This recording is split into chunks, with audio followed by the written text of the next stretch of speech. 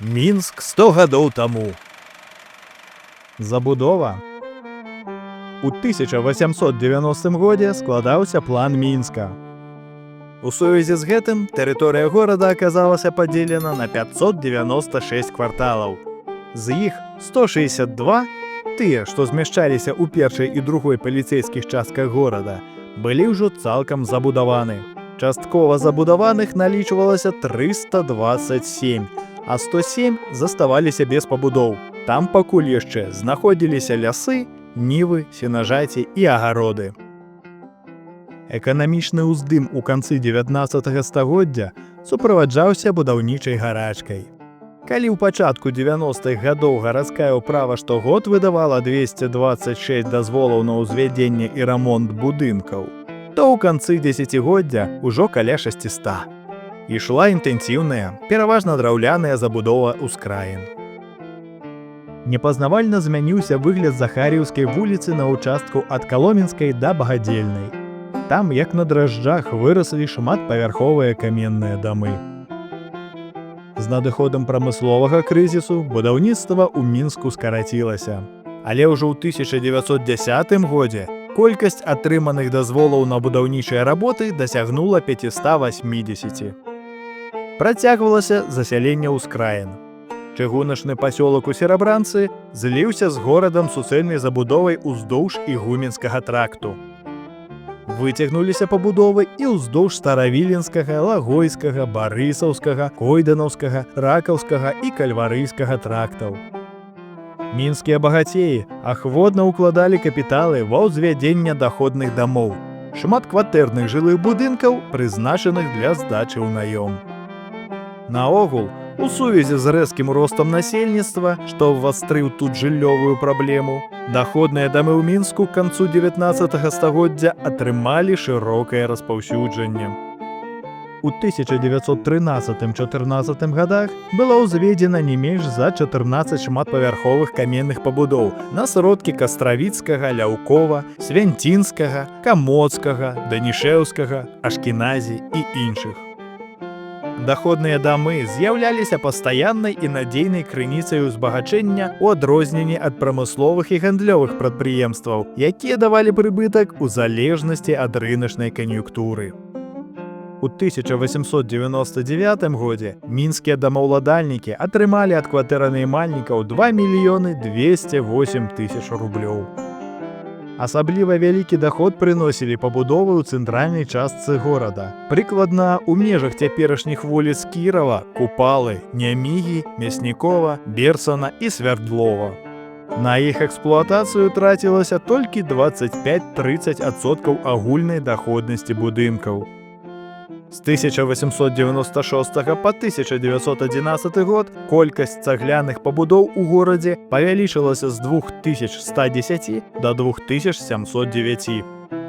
Кватэры ў дамах, прызначаных для заможных гараджан, вылучаліся утульнасцю і камфортам. Парадныя фасады іх мелі прыгожую архітэктурна-мастацкую аздобу. Прыклад таго – адзіны ўцалелы дом на праспекце Незалежнасці пад нумерам 15 са скульптурнай кампазіцыяй Дземетра. Часта даходныя дамы ўзводзіліся паспешліва і, зразумела, выглядалі абыякава. Нават здараліся і абвалы сцен. Перабудова вялася без высялення жыльцоў. У той час, як замест старых сцен муравалі новыя, жыццё ў доме ішло сваім парадкам. Будаўніцтва часам суправаджалася парушэннем планіроўкі і невыкананнем існаваўшых санітарных норм. Характэрнай з'явай была скушанасць забудовы. Асабліва перанаселенай аказалася гандлёвая частка горада ў раёне Нямігі. Тут трапляліся дамы, што мелі да 200 кватэр. У іх жылі, працавалі і прадавалі свой тавар дробныя рамеснікі і гандляры. Зусім інакш забудоўваліся ўскраіны. Камяніцы там сустракаліся рэдка. У 1910 годзе з 39 каменных кварталаў Мінска 30 знаходзіліся ў першай і другой паліцэйскіх частках, а ў пятай уся забудова заставалася амаль што цалкам драўлянай. Калі ў цэнтры горада будаўніцтва каменных шматпавярховак ішло на купленых дамаўладальнікамі пляцах, то на ўскраінах дамы вырасталі на землях, узятых у арэнду. Набыць жа ў Мінску зямельную ўласнасць не маглі дазволіць сабе нават прадстаўнікі сярэдніх слаёў. Арандатары былі пазбаўлены магчымасці атрымаць адносна даступную пазыку, бо пазыковыя установы не бралі ў залог арэндных пляцаў. Заставалася адно – весці будаўніцтва за кошт прыватнага, пераважна ліхвярскага капіталу.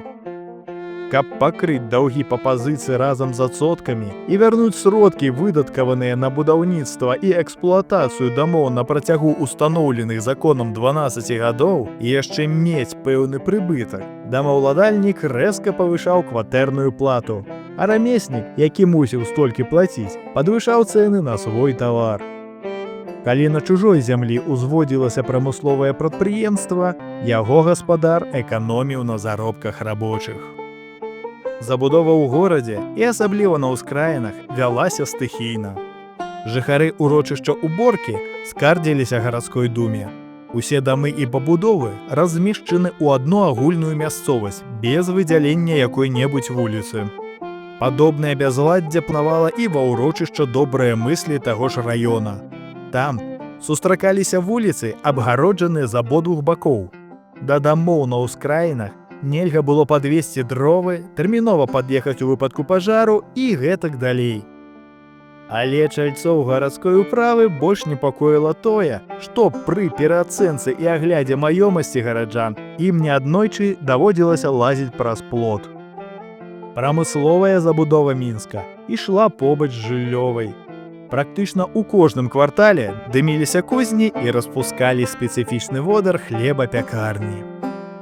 Чыгуначнае палатно адразала ад цэнтра горада значную тэрыторыю, зносіны з якой ускладняліся.